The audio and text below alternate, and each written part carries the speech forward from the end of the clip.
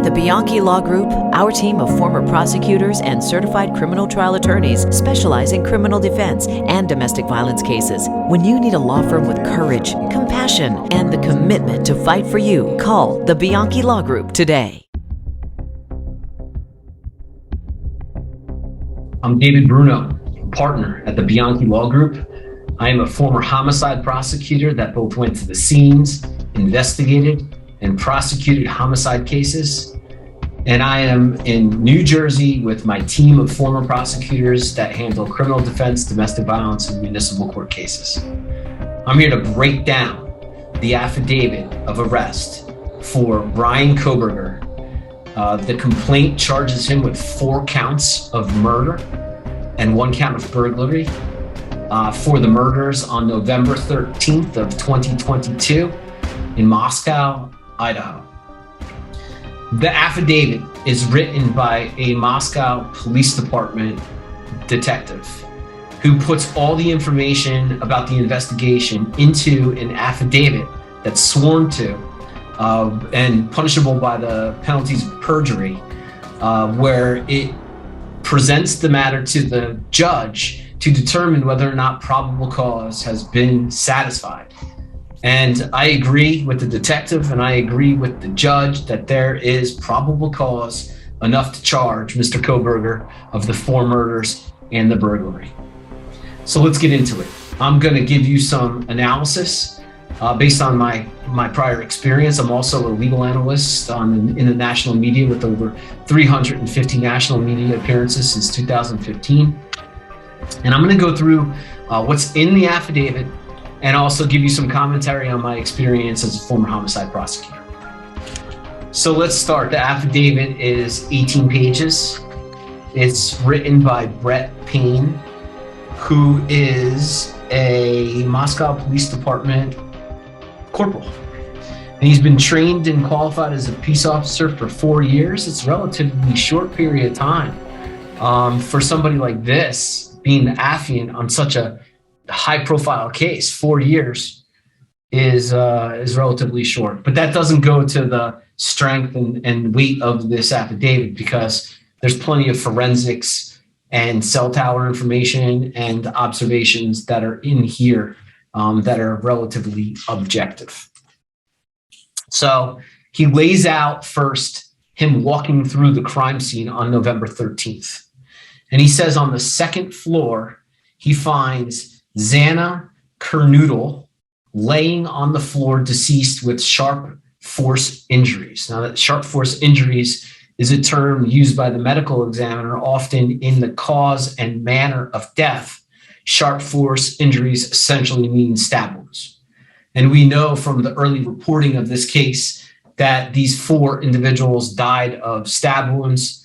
You will later hear that a knife sheath was found next to one of the victims that was the coverings of a large knife. So we know that they all died from knife wounds, and we also find a knife sheath laying next to one of the victims in the 2nd bedroom. So Kernoodle is there laying on the floor. Ethan Chapin is also in the room. He also died of sharp force injuries. That's the 2nd floor. He describes going up into the 3rd floor where there's 2 bedrooms. The bedrooms are Kaylee Concalves as well as Madison Mogden, but they were both in the same bed. They were found in the same bed. Interesting enough, there was a dog in the bedroom with the 2 decedents. We learned that from the affiant talking about the body cam footage of the initial officers coming in, opening the door and finding a dog. I'd imagine that dog was covered in blood. In that bedroom, the affiant states that he saw a knife sheath laying next to Madison on the bed. And I'm going to read directly from the affidavit here on this point. It is critical. It is the most important piece of evidence in this affidavit. Quote, "As I entered this bedroom, I could see 2 females in the single bed in the room. Both Concalves and Mogden were deceased with visible stab wounds. I also later noticed what appeared to be a tan leather knife sheath laying on the bed next to Mogden's side.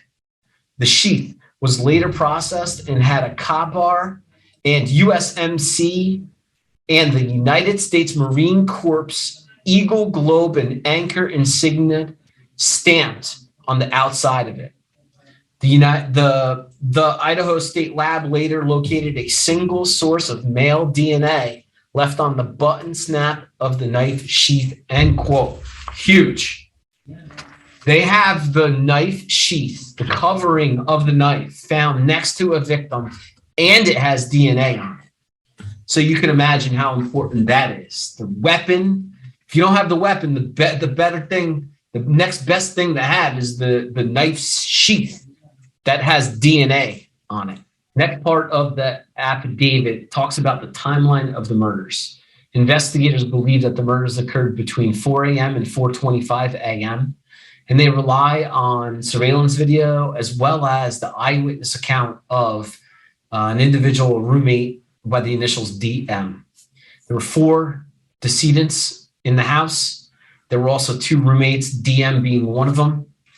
And DM, her statements are in this affidavit, and they're really important. So DM says that she went to bed approximately 4 a.m., and she heard what sounded like Goncalves playing with her dog in the upstairs bedroom.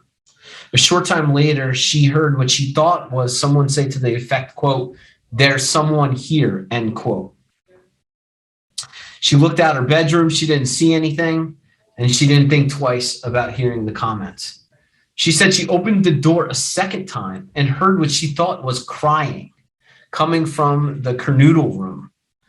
DM said that she heard a male voice say something to the effect, "It's okay, I'm going to help you," end quote. She said that she opened the door a third time after she heard the crying and saw a figure clad in black clothing and a mask that covered the person's mouth and nose walking towards her.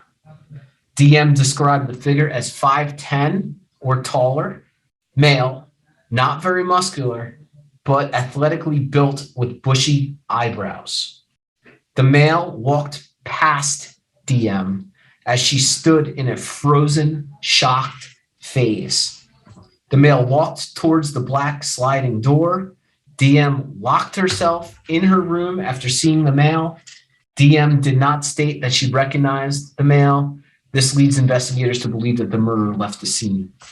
So we have that eyewitness account of DM being right there and close enough to observe these bushy eyebrows, which later becomes important later when they go and get the suspect's motor vehicle records and see the picture of him having bushy eyebrows and also standing about 6 feet tall.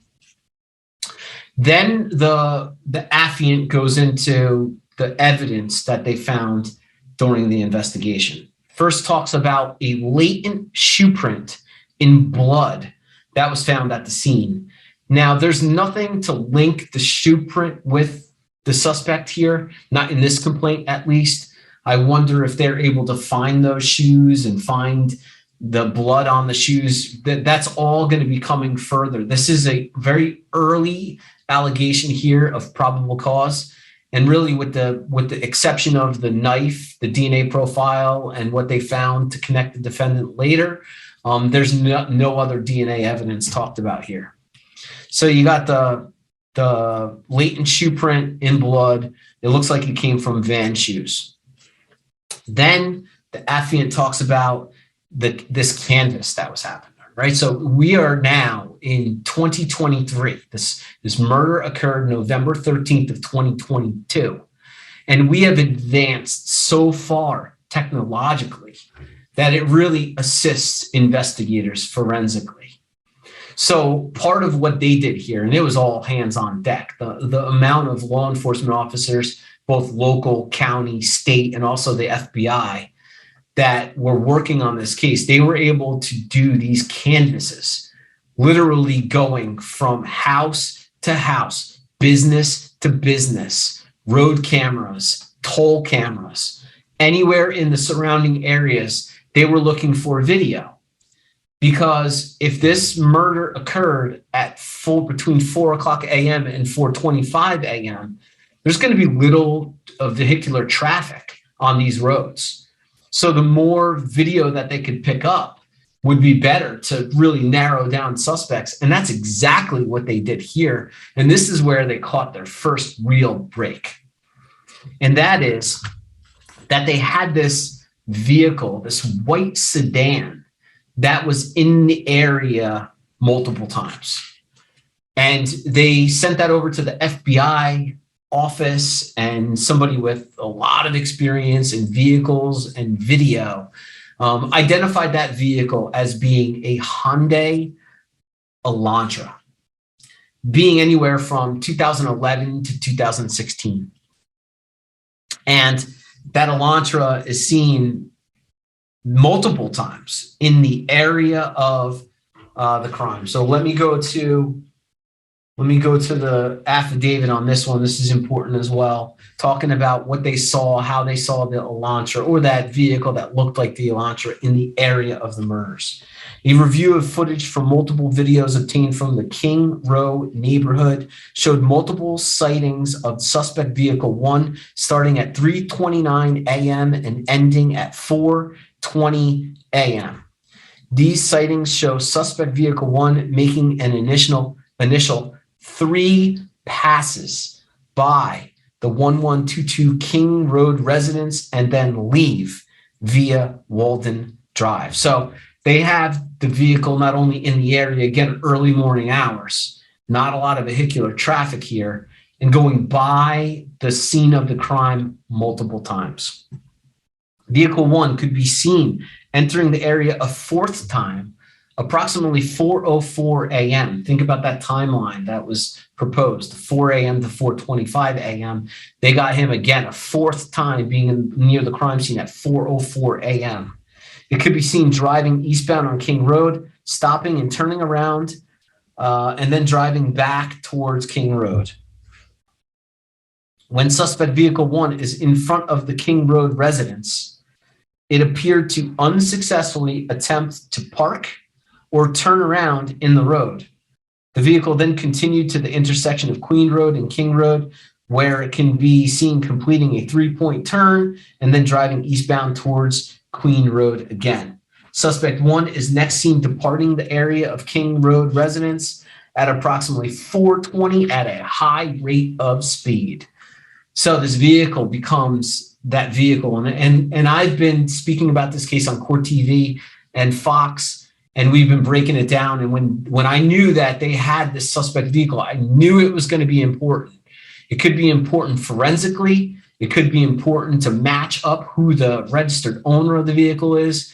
And that's exactly what they were able to do, because the vehicle is also seen near the Washington State University area where Kohberger is a student, a PhD student.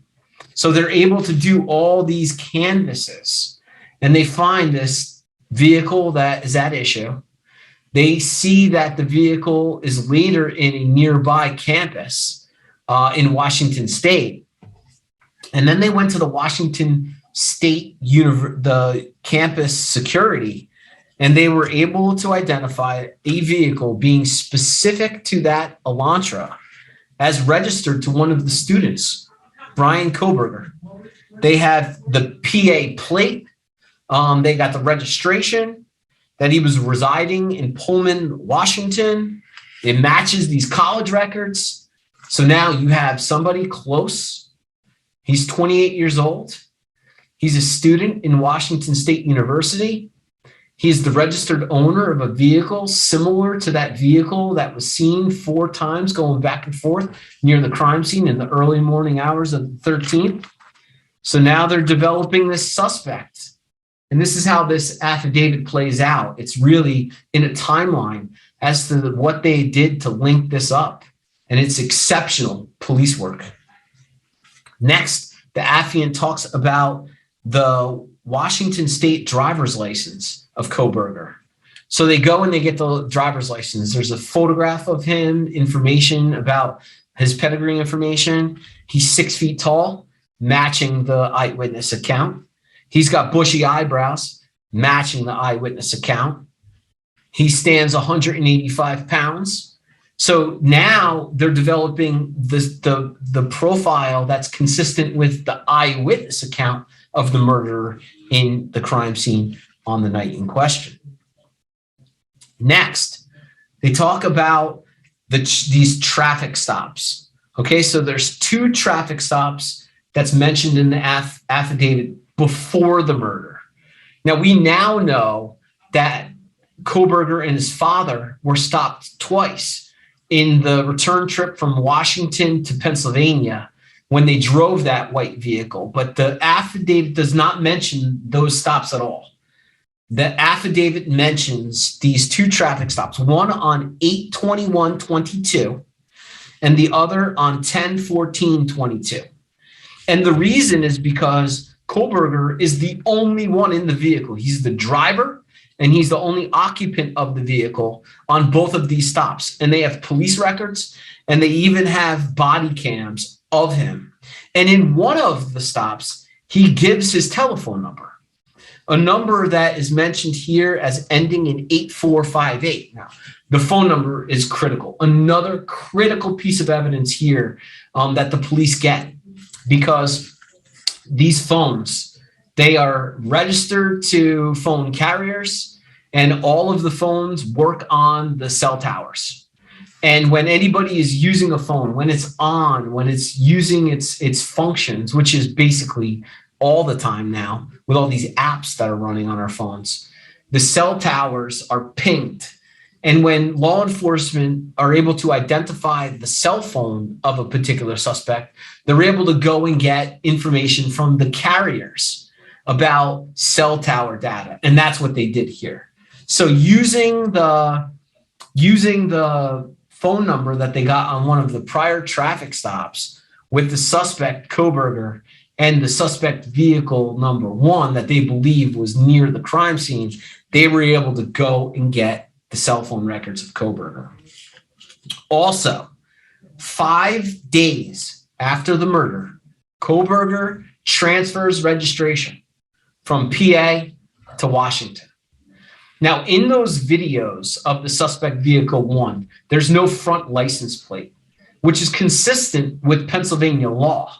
It's a registered vehicle to Pennsylvania, and there's no front license plate. He transfers the registration 5 days after the murder from Pennsylvania to Washington. They also look into his education, and a lot's been made about this prior to this affidavit coming out, but he's a PhD student at Washington State University. He has an undergraduate in psychology and cloud-based forensics. Go figure. Go figure. Cloud-based forensics. I don't know exactly what that means, but it means, to me, it means something that's similar to what took this individual down with the cell tower data. And we're going to learn a lot more about his social media accounts and computers and everything else that they're going to get from the searches of all his devices. But he's got that undergraduate degree. He's a PhD student, and he also interned at the police department in Washington. He interned at Pullman PD, and he wrote an essay, and he had an interest in helping, and the essay involved having an interest helping police collect and analyze technological data. Again, ironic. In the affidavit, it also mentions a Reddit post in a subgroup to ex-cons, and Kohberger posted wanting to understand how emotions and psychological traits influence decisions when committing crimes. Eerie. Back to the phone records, because now from the body cam and the prior stop of suspect vehicle 1, they were able to get Kohberger's phone number, and they were able to go and get a warrant for AT&T for the phone number. There's 2 warrants that's mentioned in the affidavit. First is a very, very short scope of time. They only got the 12th and the 13th of November. And then you'll learn later in the affidavit that they got more, because the phone was activated in June of 2022. And they were able to get the data from June 2022 all the way up through the murders. So on that first group that they got from AT&T, they were able to see that Bryan Kohberger is the subscriber of the particular phone number. It had the address of him at home in the Pennsylvania state, which is the Albrightsville, Pennsylvania, that it had been active since June 23 of 2022, and it was able to determine locations. So on the 13th, they have him leaving his house at 2:42 a.m. and another triggered a ping on a tower not too far from his house, which is consistent to leaving the residence at 2:47 a.m. This is the night of the murder. And then stops reporting. So this is a person with this background, must know about the cell tower data and the phone evidence that's available. The phone stops reporting anything at 2:24 a.m. And the affiant goes into the training and experience here about knowing that when the phone stops interacting with the cell towers, it's either off or in airplane mode. So there's a period of time where there's no cell phone data for this defendant. And it picks back up after the timeline that police give of the murder at 4:48 a.m. And it's turned back on and he's not home. It's around home, and he ultimately returns back home at 5:27 a.m. So there's a break in information that the cell towers have from 2:24 a.m. to 4:48 a.m. And that is also, they use the cell tower data and then match it up with the surveillance too. They have the surveillance video that they got through the canvassing that I talked about earlier. And now they're starting to corroborate pieces of evidence through the use of putting the car in the area of the surveillance videos, and then also using the cell towers to show that not only was his car in the area, but his phone was in the area. All but for that period of time where it was off, they were able to put this evidence together. They also see through the cell towers on the 13th, again, the first batch of information was limited just the 12th and the 13th. They see that earlier, the day before, that he was canvassing or he was in the area. He was in the area of the crime scene the day before, early, around between 9 a.m. and 9:32 a.m. Next, they get the big search warrant. Now they have more probable cause. They're using the evidence that they have at that point to expand the time frame of the warrant for the data in the phone. Again, that phone was activated in June of 2022 through the murders. That's about 5-6 months of data that they were able to get.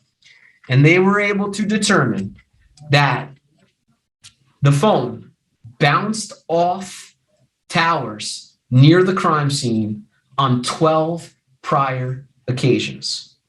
Now, what that means, and all of them are, all but one are late evening, early mornings. And the affiant talks about this in his training and experience about casing, about stalking, about looking, right? So to me, that's really important on two fronts. Number one, it could be that this guy has just targeted that house and he's looking and he's watching and he's checking on 12 different occasions. Or it could show that maybe he knows somebody there. Maybe he's been there before. Maybe there's a relationship. I don't know. I'm only just talking about experience here, but I'm sure we'll learn more. It could be evidence of stalking and observing and casing, or it could be evidence of a relationship. We don't know from this particular affidavit right here. Then in the affidavit, It talks about matching up the cell towers and surveillance video after the murders. So on the day of the murder, on the 13th, at 12:36 p.m., they have the vehicle, suspect vehicle number 1, and the cell tower near a coffee shop. And at 12:46, they have the cell towers near Albertson grocery store. And they have Kohberger himself walking into the grocery store on a camera in the grocery store. So, right, so when we're talking about the corroboration between surveillance videos and suspect vehicle 1 and also the cell tower data, now we're starting to see them piece it together and show the reliability that the phone being used is Kohberger's. He's bouncing off towers and walking into grocery stores. He's giving the numbers to police officers on prior traffic stops. They're starting to build up the corroboration because up to this point, it's a circumstantial case. We're going to talk a little more about DNA, but just think as they're putting this thing together, as they're developing this suspect, this is a very circumstantial case that relies on the observations of the FBI officer and the opinions of suspect vehicle 1 being a Hyundai Elantra, right? The towers, anybody could be using a phone. It doesn't have to be Kohberger, right? So now they're starting to corroborate with the grocery store and the traffic stop videos. And then finally, the DNA, okay? Because I told you earlier that this is the most important piece of evidence to date that we know about. It's the knife sheath. The knife sheath was found laying next to a victim in that third floor bedroom. They were able to get a single DNA profile off the button of the sheath. On December 27th, 2022, Pennsylvania agents recovered from the trash of the Kohberger family residence located in Albrightsville, Pennsylvania. That evidence was sent to the Idaho State Lab for testing. On December 28th, 2022, the Idaho State Lab reported that a DNA profile obtained from the trash, remember at the family residence, and the DNA profile obtained from the sheath, the knife sheath, found at the crime scene, identified a male not being excluded as the biological father of Kohberger. At least 99.9998% of the male population would be expected to be excluded from the possibility of being Kohberger's biological father. Stop. It's not Kohberger's DNA. It appears to be the father's DNA. Could it have been the father's knife? Was the father there? I would imagine that they did their due diligence and they found out that father was in Pennsylvania, that the father only came there to get his son and drive with him across country. And they need to exclude the father. They need to exclude the father. And I'd imagine they did exclude the father to show. So what they essentially show is, well, it's Kohberger's dad's knife that was used.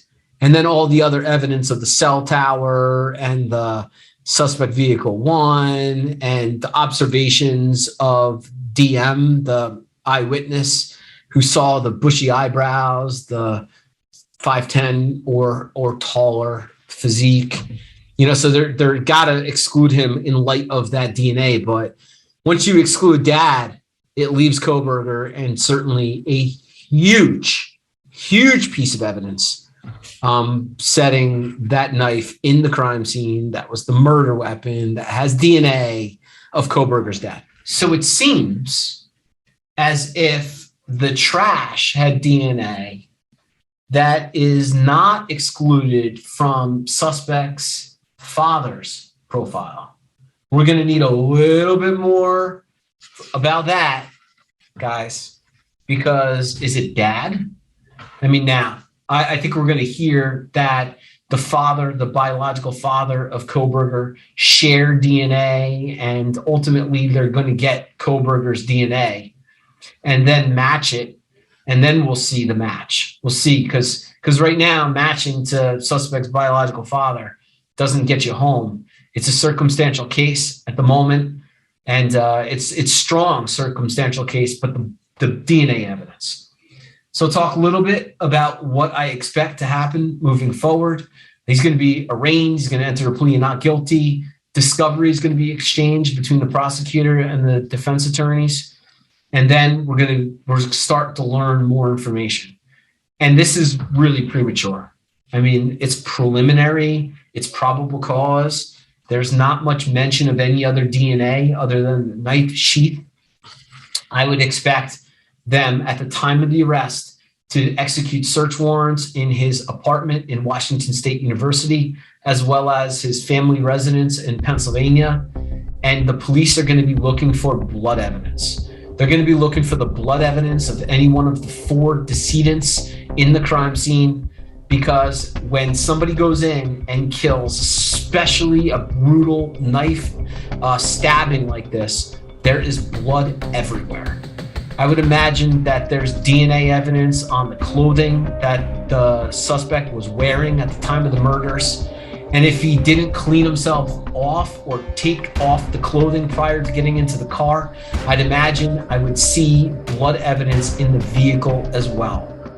It could be the vans that were mentioned with the latent footprint that they got from the scene that are found in the defendant's residence with blood evidence underneath. We don't know yet, and they're going to be processing all of those scenes and sending the evidence to the state lab like you just saw they did for the trash at the family residence and also the sheath that was found at the crime scene. Bryan Kohberger is now charged with 4 counts of murder and 1 count of burglary.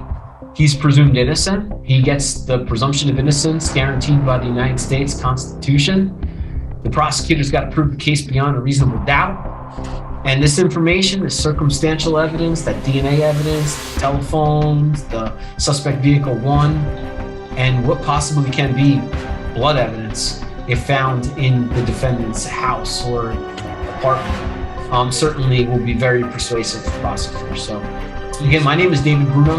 I'm a partner at the Bianchi Law Group. We are located in Parsippany, New Jersey. I will continue to follow this case and give my commentary both in the national media and on these YouTube videos. If you like what I'm saying or have any questions, I really appreciate a like, comment below, come to the website, bianchilawgroup.com, watch our videos. I really appreciate the feedback. Happy New Year to all. It's a fascinating case, and I look forward to provide commentary moving forward.